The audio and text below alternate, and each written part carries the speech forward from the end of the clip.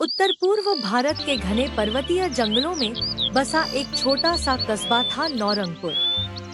आसपास केवल पहाड़, अनगिनत पेड़, बंदर, हिरन और कभी कभी दिख जाने वाले काले भालू। लेकिन इस शांत जगह के बारे में एक बात सभी जानते थे। जंगल के बीचों बीच एक ऐसा हिस्सा है जहाँ कोई नहीं जाता। उसे लोग कहते थे काला कुंड जंगल।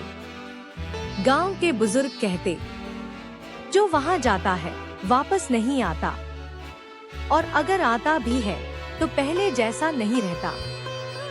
कहानी का नायक था आदित्य मलिक, 27 वर्षीय वाइल्ड लाइफ फोटोग्राफर। उसे रहस्यमय जगहों की खोज में जाना बहुत पसंद था। नौरंगपुर में वह एक प्रोजेक्ट के लिए आया था, दुर्लभ पहाड़ी तेंदुओं की तस्वीरें लेने। पहली ही शाम उसे स्थानीय गाइड किशन से जंगल की कहानियां सुनने मिली। किशन डरते हुए बोला, साहब, जंगल सब जगह ठीक है, बस काला कुंड के इलाके में कदम मत रखिए, वहाँ कुछ ठीक नहीं है। आदित्य हंस पड़ा, जंगल में क्या हो सकता है, जानवर ही तो होंगे। किशन ने धीमे से कहा, जानवर नहीं साहब, कुछ और है। एक रात आदित्य को अपने कैमरे में कुछ अजीब दिखाई दिया। दूर जंगल के बीच हल्की नीली रोशनी, ऐसी जैसे कोई आग न होकर कोई चमक हो। वह चौंका, क्या यह कोई बायोल्यूमिनेसेंट पौधा है या कोई दैवीय चीज? अगली सुबह वह किशन से जगह ठीक है। किशन का चेहरा सफेद के इलाके में कदम मत रखिए साहब, वहाँ नीली रोशनी ठीक नहीं, वही तो काला कुंड का निशान है। आदित्य हंस पड़ा, लोग बताते थे क्या हो सकता है, जंगल सिर्फ एक हिस्सा जानवर ही तो होंगे। वह जंगल में धीमे से कहा था, जानवर नहीं साहब, प्रकृति ने उसे खुद से छुपा रखा हो। एक रात पेड़ों के तने काले पड़ जाते, कुछ अजीब दिखाई हो जाती और हवा भारी। दूर जंगल के बीच पक्षियों की आवाजें भी अचानक बंद हो जाती। आदित्य ने फैसला किया, मुझे वह जगह देखनी ही पड़ेगी। लेकिन किशन ने साफ मना कर दिया, मैं उस तरफ एक कदम भी नहीं रखूंगा साहब। अगली सुबह आदित्य अकेले निकल पड़ा, कैमरा, टॉर्च, पानी और बैग लेकर। जंगल में पेड़ों की घनी छाया गिर रही थी, लेकिन कुछ देर बाद ही उसने महसूस किया कि रास्ता बदलने लगा है। घनी झाड़ियां, अनजान आवाजें, हवा में काई की गंध। वह आगे बढ़ता गया। फिर अचानक जंगल में सन्नाटा छा गया। किसी पक्षी की आवाज नहीं, कोई हवा नहीं, बस एक गहरा मृत जैसा सन्नाटा। और तभी वही नीली रोशनी फिर से दिखाई दी, इस बार और पास। आदित्य ने कैमरा उठाया, लेकिन तभी रोशनी अचानक तेज होकर फैलने लगी और मानो हवा को काटती हुई उसके सामने एक आकृति बनने लगी। एक महिला की छाया, नीली लौ जैसी चमक के साथ। चेहरा बिल्कुल स्पष्ट नहीं, बाल हवा में उड़ते हुए जैसे धुआं हो। वह बोली, यह जंगल छोड़कर चले जाओ। हर शब्द में कंपन था। आदित्य के हाथ कांप गए, लेकिन उसके भीतर का खोजी मन शांत नहीं हुआ। तुम कौन हो? उसने पूछा। आकृति ने कहा, तुम्हें यहाँ नहीं आना चाहिए था। और एक पल में वह गायब हो गई। अगले ही दिन आदित्य ने जंगल के किनारे एक टूटे फूटे पेड़ के पास एक पुरानी चमड़े की डायरी पाई। उस पर लिखा था, डॉक्टर आराधना वर्मा, 1984। अंदर लिखा था, काला कुंड जंगल एक प्राकृतिक स्थल नहीं है, यहाँ धरती के अंदर कोई ऊर्जा भंवर है। मैंने रोशनी देखी है, वह जीवित है।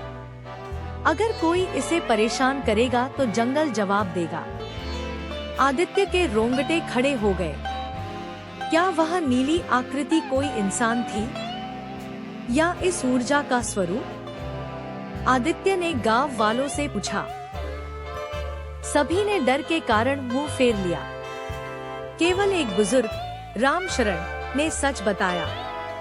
आराधना डॉक्टर नहीं थी, वह एक वैज्ञानिक थी। यहाँ एक रिसर्च करने आई थी। उसने जंगल के केंद्र में प्रयोग किया। फिर एक दिन वह गायब हो गई। बस नीली रोशनी रह गई। लोग कहते हैं कि उसकी आत्मा अब भी जंगल की रक्षा करती है। आदित्य समझ गया, जो आकृति उसने देखी थी वह शायद उसी वैज्ञानिक की चेतना थी। आदित्य फिर से जंगल में गया। इस बार कैमरा नहीं, सिर्फ साहस लेकर। वह नीली रोशनी का पीछा करता गया और अचानक सामने आया एक गहरा काला पानी वाला कुंड, जिसके चारों तरफ पेड़ झुके हुए थे, लेकिन उनकी शाखाएं पानी को छूने की कोशिश भी नहीं करती, जैसे वे खुद उससे डरते हों। कुंड से हल्की नीली भाप उठ रही थी। पानी पूरी तरह निशब्द था, जैसे समय रुक गया हो। अचानक हवा भारी हुई। रोशनी ने फिर आकार लिया। वही आकृति, इस बार चमक और तीव्र थी। उसकी आवाज पहले से भारी। तुम यहाँ क्यों लौटे? आदित्य बोला। मैं सच्चाई जानना चाहता हूँ, आकृति ने कहा। सच्चाई तुम्हें डरा देगी। जंगल जीवित है। इसका भीतर एक शक्ति है जिसे इंसान समझ नहीं सकते। आराधना ने इसे छेड़ा और इसकी कैद में फंस गई। आदित्य ने पूछा, क्या तुम वही आराधना हो? आकृति कुछ क्षण चुप रही, फिर बोली, मैं वही हूँ जो कभी इंसान थी। रोशनी की लहरें कुंड के पानी में फैलने लगी। आदित्य को लगा जैसे पूरा जमीन हिल रहा है। आकृति बोली, इस जगह पृथ्वी की गहराई में एक प्राचीन शक्ति है। सदियों से जंगल इसे संरक्षित कर रहा है। जहाँ यह कुंड है, वहाँ प्रकृति की ऊर्जा केंद्रित होती है। अगर यह बाहर निकल जाए, तो जंगल ही नहीं, पूरा क्षेत्र नष्ट हो सकता है। आदित्य चौंक गया। तो तुम इसलिए यहाँ हो, इसे रोकने के लिए? हाँ, मैं इसकी संरक्षक बन चुकी हूँ। आदित्य कुंड के पास पहुँचा। उसने देखा कि पानी के नीचे हल्की हलचल है, जैसे कोई अंदर सांस ले रहा हो। अचानक तेज हवा चली और जंगल गूंज उठा। पेड़ कांपने लगे। आकृति बोली, तुम्हें यहाँ से जाना होगा। ऊर्जा जाग रही है। जमीन फटने लगी। आदित्य पीछे हट गया। कुंड से नीली लपटें उठने लगी। आकृति ने कहा, मैं इसे रोक सकती हूँ, लेकिन अगर कोई फिर यहाँ आया, तो जंगल इसे नहीं संभाल पाएगा। जंगल शांत होने लगा। रोशनी की आकृति धीरे धीरे फीकी पड़ रही थी। आदित्य ने कहा, क्या तुम कभी मुक्त हो पाओगी?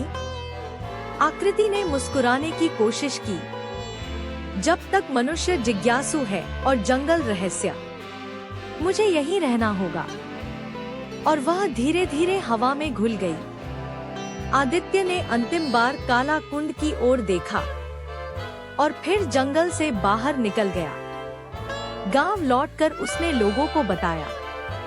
लोगों ने कहा, भैया, जंगल के रहस्य कहानियों जैसे होते हैं, मत उलझो उनमें। आदित्य समझ गया, कुछ सच ऐसे होते हैं जो इंसान जानते तो हैं, पर मानते नहीं। उसने डायरी बंद की और नौरंगपुर छोड़ दिया। उपसंहार, रहस्य अब भी जिंदा है।